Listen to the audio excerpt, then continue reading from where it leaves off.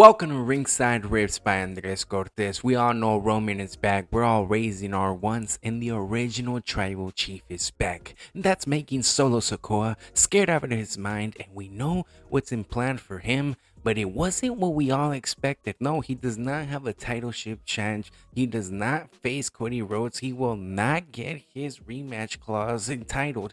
And even though we all expected Roman Reigns to come back into the title picture to be able to reclaim his throne as the king, as the titled, as the tribal chief, as the ultimate warrior, he will be able to defend and establish himself in a bloodline rules. All determining that this war is actually going to happen. Now, we all had Cody Rhodes going against Solo Sikoa, and then we had him going against Roman Reigns, and we knew this bloodline wouldn't end. We knew that the continuation would only keep on going. And if anything, now that I see it, the skyrocketing t-shirt sales of the original tribal chief t-shirts have been just going out of their mind. Everybody has been saying how they're making so much money that it's just insane that they're putting Roman Reigns in a secondary match. I mean, where are we seeing him? Is he still gonna be in SmackDown? Are we really gonna have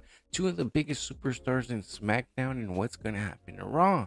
What will we see, if anything? Will he go over to Raw, and how will that be pushed away? Or is it even possible that Cody Rhodes loses the title against Kevin Owens now that that's announced? I mean, why is Kevin Owens even getting the opportunity? We know that it should have been Roman Reigns getting that opportunity. We know that the title rematch clause does exist. We know that the tribal chief has been gone away a long time, that he even dominated the new bloodline. And I'm talking, he put everybody down. He showed how dominant the force was. Everybody struggles. Everybody gets tag team. Everybody gets beaten by the Tungaloas and by everybody. But now Roman Reigns is back, and he's controlling the whole tribal chief, and he's controlling the whole tribe, and he's showing everybody what he really is meant to be. Not only a superhero, a super action, all powering person in the WWE. And that brings the question, if he even did get the title again, is this just some type of Brock Lesnar? Is this just some type of overmatched person? And that's why Nick Adonis was thinking about giving him the opportunity, only to not give him the opportunity because Kevin Owens came in there whining about how he had already been promised. And someone like Roman Reigns didn't deserve it, even though clearly, if Kevin Owens is getting beaten down by the bloodline, and Roman Reigns is able to beat down the new bloodline by himself, then don't we have an established, clear number one contender of someone who's super overpowered and could overtake all this? I mean, if you're actually paying a close attention into all this, we know that the bloodline has been a dominant force. We know that the bloodline has been able to take down anyone. We know that the bloodline has been really ravishing. And don't make me believe that it's only because they brought in Jacob Fatu, because even before that, they were supposed to be one of the biggest fractions in the WWE. But now, seeing that Roman Reigns is back, they seem to get beaten down just like jobbers, and that's mind-boggling. Because yes, okay, Roman Reigns was the 1,361 day champion, and yes, he kept on going and going just like an Energizer Bunny, and he does not get tired. But we have to establish one thing, and it's the equivalation of power. I mean, who is going to have more power over who? And how could you even explain to me that Cody Rhodes is going to be able to defend that title, if anything? Because Roman Reigns just looks so overpowered right now. I mean, we have the guy beating down on the bloodline so easily that everybody was running away in fear. We have Solo Sikoa screaming and dreaming about everything that is happening, and we know that the Jacob Fatu is injured. He's injured because he's trying to beat down Roman Reigns, and he ain't coming back for a while, and that's only gonna deteriorate the whole storyline. I mean, if he goes against Solo Sikoa right away, we have Roman Reigns just reestablishing himself as tribal chief. We have the enforcer probably coming back and trying to see, who should I go? Should I keep on defending Solo Sikoa, or should I acknowledge this new tribal chief? And that's probably the only thing that the WWE has cooking now for Jacob Fatu, because Solo Sikoa is definitely gonna lose this whole tribal chief. I mean, we had already the guy questioning if he should give him that red thing symbol that they named, but it's so complicated and I don't want to botch it that I want to respect it so much. And we have them already questioning their loyalty because Roman Reigns is that powerful that they know that they can't even get through him. So why doesn't he get the rematch? Why is this mind-boggling strategy of WWE to give a rematch to the guy who doesn't even want it? Who did he want to give it to? I mean, Bash at Berlin. Imagine the Berlin fans getting Roman Reigns in a PLE ever since the return of WrestleMania. Wouldn't that have been special? Berlin fans, I'm sorry to say, you're missing out on something special because the WWE doesn't believe in you. And if anything, they're going to pull the trigger on a United States PLE because that's what they want to do. They want to bring back Roman Reigns to the tribal chief land, and that's all they're going to do. But hey, let me tell you something. Why don't they have any PLEs in the Samoan Islands or anything like that, huh? WWE, listen to me. If the NFL is able to make their All-Star game in the NFL Hawaii place, then why aren't you able to make a PLE in the Samoan Islands, huh? Wouldn't they get respected like that? Acknowledge that. Now, going back to Kevin Owens, he did not even want the match. He did not want to be faced against Cody Rhodes. You can acknowledge that yourself. He even said it. We could tell that there's a list that he has in his mind of true number one contenders, and that's not even him. So who would that be? That's actually an interesting story because who are the true number one contenders that Kevin Owens thinks of?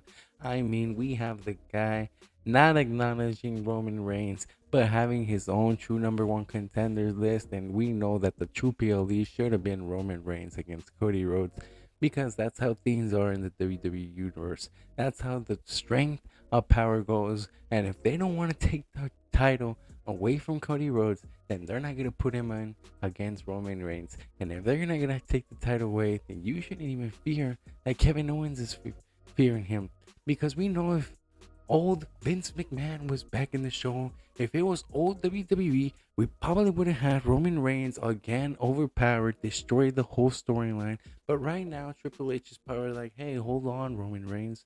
Let's just keep on cooking with Cody Rhodes a little bit. Let's just keep on giving him his chance, his opportunity, because we want to pay off for the guy. He's been here for us, so we want to be there for them.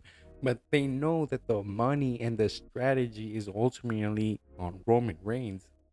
And if there's a way for Cody Rhodes to just lose the title to Reigns and for the whole Bloodline storyline thing to get resolved in WrestleMania and for Solo Sikoa to get his spotlight with him acknowledging the final boss, him betraying, continuing to betray Roman Reigns by acknowledging now the final boss by going over to the Rock side.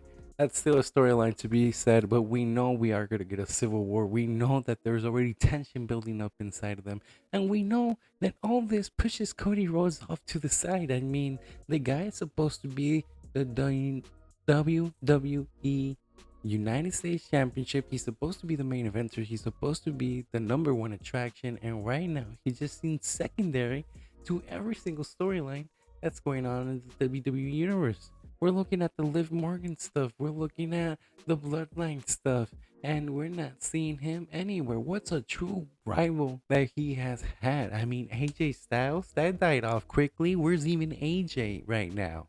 Did he even stay in Japan? I mean, we have to acknowledge these type of things. Kevin Owens, does he really deserve a United States Championship title, a WWE title reign? And the only reason I said that is because he also faced against Logan Paul. And that was nothing. These are all definite competitors that we all know Cody Rhodes is going to definitely beat. And this gets us frustrated because what is there even to look forward to?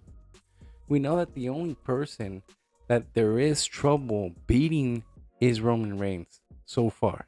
There's no one else in the roster that you can tell me definitively that you can say can beat Cody Rhodes. that the WWE Universe will put over, that the WWE Universe right now will respect and acknowledge.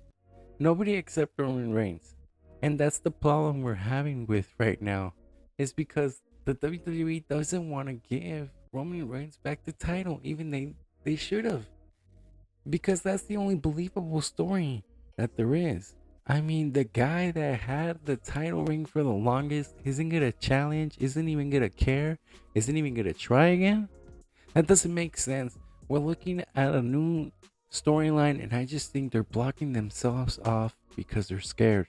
They're scared to try this, and they want to try the safe road, and they want to continue having Cody as the champion, and they just want to continue seeing what evolves there.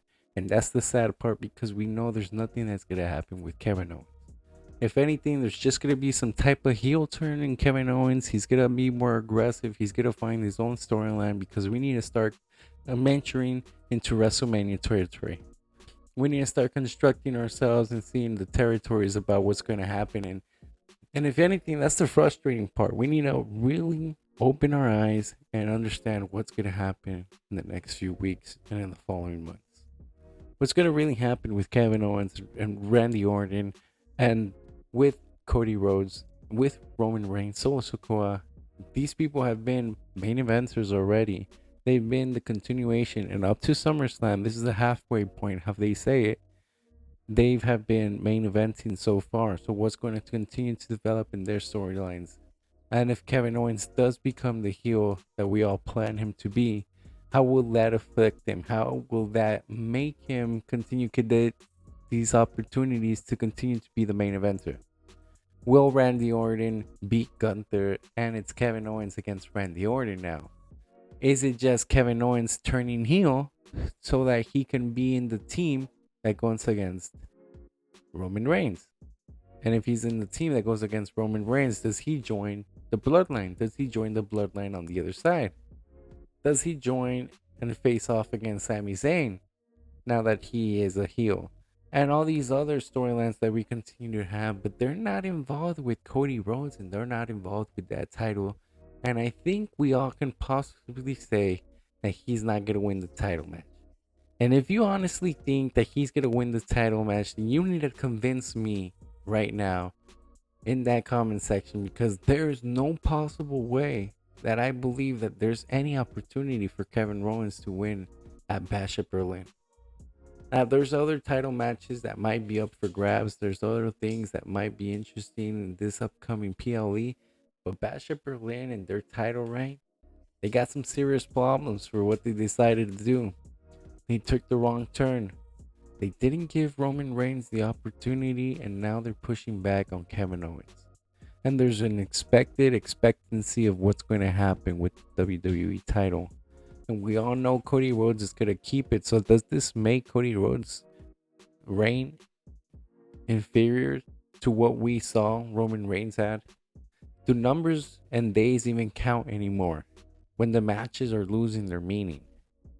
Do the opponents even have a higher value for what we've seen so far? Because we can remember each of Roman Reigns' match. I mean, beating Brock Lesnar is a test of itself.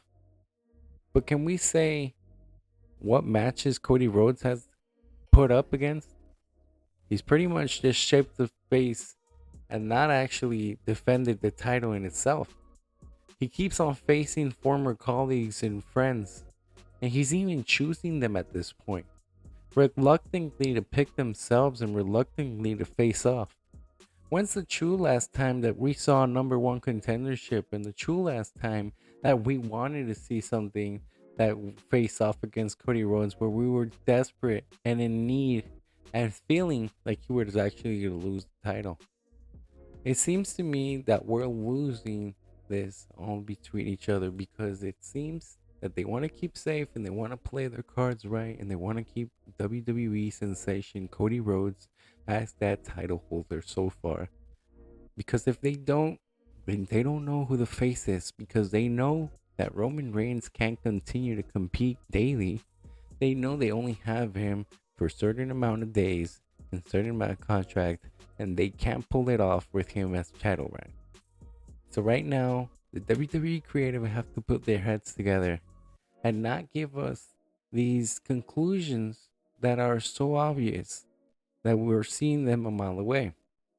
We're seeing the interference of Roman Reigns in SummerSlam, and we all guessed it a mile away. We're seeing how Roman Reigns is going to face off in some type of civil war against the Bloodline, and we've seen it a mile away. Now we're seeing that these title reigns that the WWE are putting up against Cody Rhodes are just a mile away, and they're the easiest thing to put up.